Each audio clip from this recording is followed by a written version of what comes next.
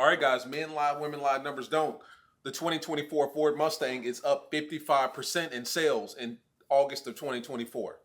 In August of 2024, the Ford Mustang is up over 55% in sales over everyone else and almost 20% year to date, especially relative to 2023. Everyone's jumping ship and buying Mustangs. They're leaving Dodge, they're leaving Chevy, and they're buying Mustangs. The Dodge Challenger is down 11% compared to last year. The Camaro is down 81% compared to last year. Both of those cars are discontinued at this point. So the Ford Mustang is literally the only American big V8 that's still out there. And it's crushing the entire competition in sales. It may be time for some of you guys to consider jumping ship. Let's talk about it. What's up, guys? This your boy Knockout360 here with another video, man. So you can tell I'm in a house that makes it the house vlog. You know what's going down, looking around. Let's get into it. Car content, car shows, car reviews, car meets, anything and everything car related happens on this channel. So if you're into that, make sure that you stick around. For everyone else, hit that subscribe button as well as that notification bell so that you know what's coming out and when it's coming out. So I'm not even gonna waste your time. Let's just get into it. Jeep Wrangler sales are tanking. Ford Mustang sales soar. Now that's interesting for the Wrangler because normally the Wrangler always holds pretty steady. Because, you know, the Wrangler being that it's a utilitarian SUV, you can do a lot with it, you know. But it's going down. Ford Mustang sales are soaring. The Ford Mustang is doing great, up 55% in August. In August of 2024, it is up 55% in sales and nearly 18% year to date. The Jeep Wrangler is suffering. We're not really interested in that. Here are some numbers so far. So the Ford Mustang, 27%. And that's just in the second quarter of 2024. It's up 27.67%. The Challenger is down 11%, and the Camaro is basically down 100%, damn near, 81.8%, because obviously the Camaro is discontinued. The Challenger is discontinued. The only car that we have left as far as muscle cars are concerned, V8 powered muscle cars, is the Ford Mustang. Ford sold 49.8% more hybrids and 28.9% more EVs compared to August of 2023. So even their EV and hybrid line is selling.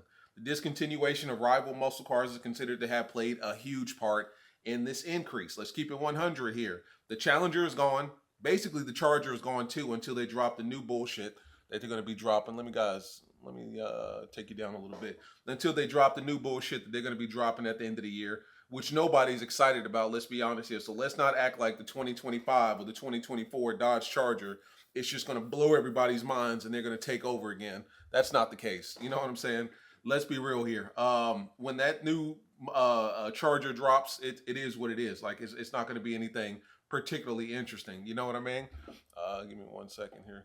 But it's not going to be anything that's going to put them back in the race with the Ford Mustang, you know?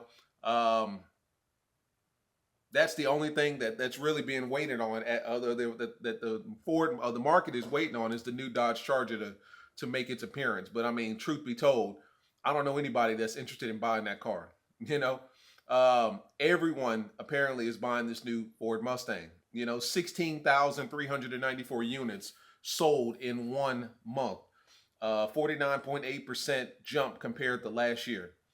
The year-to-date figures, hybrid sales is 125,000, which is a 49% increase. So even the hybrid is making money, you know, which is what we all said that Dodge should have done. Instead of going full electric, at least go hybrid. Hemi hybrid, Scatpack hybrid, Hellcat hybrid, just go hybrid. You don't need to go full electric. It's too soon for that. Their hybrid line is up. The Mustang Mach-E is up. The Ford Lightning is up. I don't know why people are buying that truck, but it's up. You know what I mean? The gas-powered models continue to take over. 157,000 units sold in August. That's all of their gas-powered automobiles. Explorer, the trucks, and of course, the Mustang. You know what I mean? The biggest winners were the Ranger. People are buying that Ford Ranger, the new truck. Skyrocketed by 173%. I mean, at the end of the day, people still want gas-powered engines or gas-powered automobiles straight up and down. Even with this one, says here that the Mustang is up 27%. The Challenger is down. The Camaro is pretty much the worst of the worst. The Camaro doesn't even exist at this point. This is mainstream two-door sports car. The Mustang literally leads, behind the Toyota 86. I don't know what the hell that is. I don't know if that's I guess that's in America. But the Ford Mustang, Challenger, Miata, Camaro, Subaru, it's the Mustang, man. It's the Mustang. Um, and I mean, you can't blame them. They just dropped the new iteration of the Ford Mustang. They've got that dark horse. They've also got that deal with Whipple, where basically you can go out and buy yourself a standard, what, $39,000, Ford Mustang, and then get the Whipple package on top of it and make it 800 something horsepower.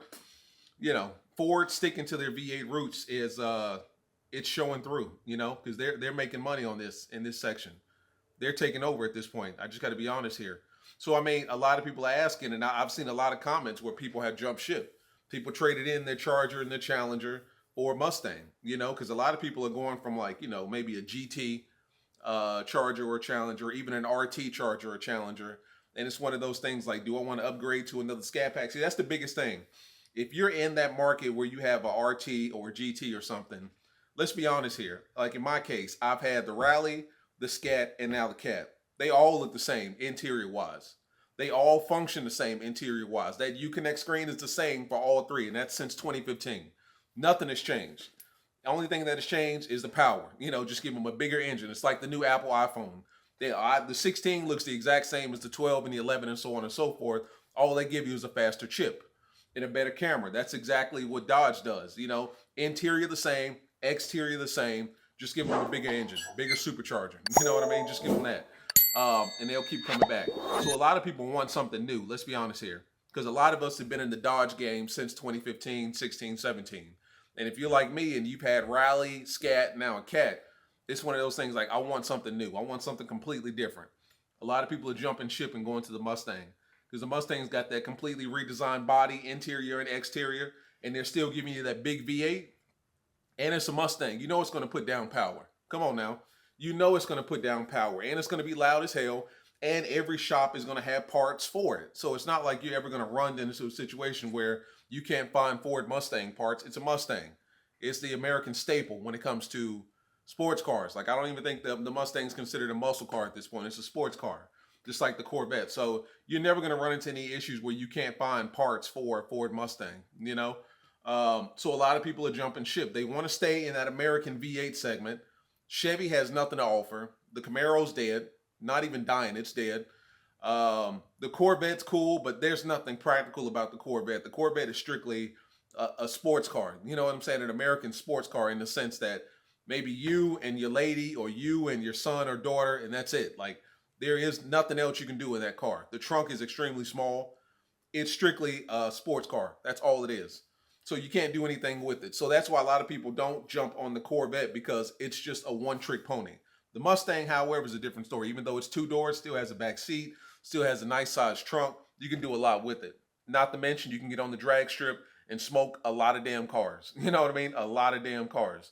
A lot of people are jumping ship, man. They're trading in their Scats. And let's be honest here, power to power wise, I think the Ford Mustang is barely getting a Scat because it's lighter. It may not be as powerful on paper. I think the Scatpack is 485 and the Ford Mustang is 480. But when you factor in the weight, the Mustang, will get the Scatpack in some cases. You know what I'm saying? Especially if the driver doesn't know what they're doing. So a lot of people are jumping ship. A lot of people are trading in their GTs and their RTs and moving over to 5.0s. Not to mention, let's be honest here, 5.0s get stolen less often. So if you're living in an apartment or somewhere where you don't have a garage, you don't really have to worry. Now, do they steal Mustangs? Yes, they do. Do they steal them at the rate that they're stealing Chargers and Challengers? No. So it's one of those things, like I got a good friend whose first Scatpack Charger was stolen. His second Scatpack Charger was stolen, and then he got it back, and then he wrecked it. And he was like, you know what, I'm done. And he ended up going and getting a Camaro. A lot of people are like that, where they're just tired of having to look at their car 3, 4, 5 times as they walk away from it.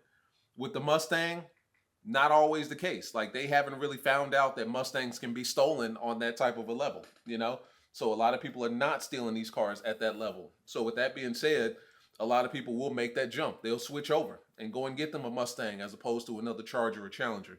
And I get it. Not to mention, it's a new body. It's a new interior, new exterior, new electronics, new tech, all that stuff on the inside. So that's why a lot of people are jumping ship, man. And then not to mention, the biggest factor of all is the price. Dodge is still charging $65,000, almost $70,000 for Scatpacks. These are the same Scatpack that they were charging $38,000 and $40,000 for in 2015. They haven't changed one bit. Whereas Ford, with their brand new body, brand new interior and exterior, is charging right at that amount or a little bit less. But I mean, you're getting brand new everything. You know, you're not getting a Scatpack interior that looks like a GT interior or a SXT interior. So it's one of those things like you may be paying around the same price, but you're getting a brand new everything, brand new platform, brand new car to begin with. So none of this surprises me. The fact that the Mustang sales are up over 50% doesn't surprise me. The fact that year to date they're almost up over 20% doesn't surprise me.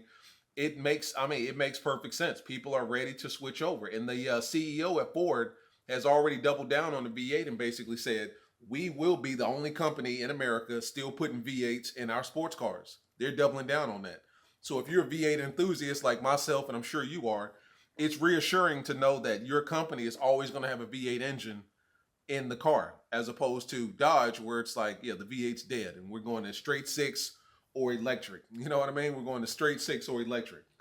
So I see why people are jumping ship. And I'll be honest with you, if I was in your shoes and you're in the market for a Scatpack, but you're not willing to pay $65,000, $70,000 for it, and you see a Mustang, I'm not going to get mad at you if you make that decision to jump ship, man. I'm really not, because I've seen these Mustangs and they're gorgeous, straight up and down. I saw one the other day. It was blacked out, the tent and everything. The wheels was blacked out, had the red Brembos. And it was like a darkish pewter color, bluish color pewter. And I mean, I slowed down. I was in a cat and I had to slow down and look at it like, damn, that's gorgeous.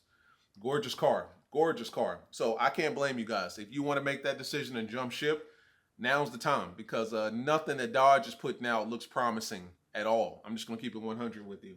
But that's just how I feel, man. Ford is up 50%. Dodge is down 11%. Talk to your boy, man. Like, subscribe, comment. Are you considering jumping ship anytime soon? Peace.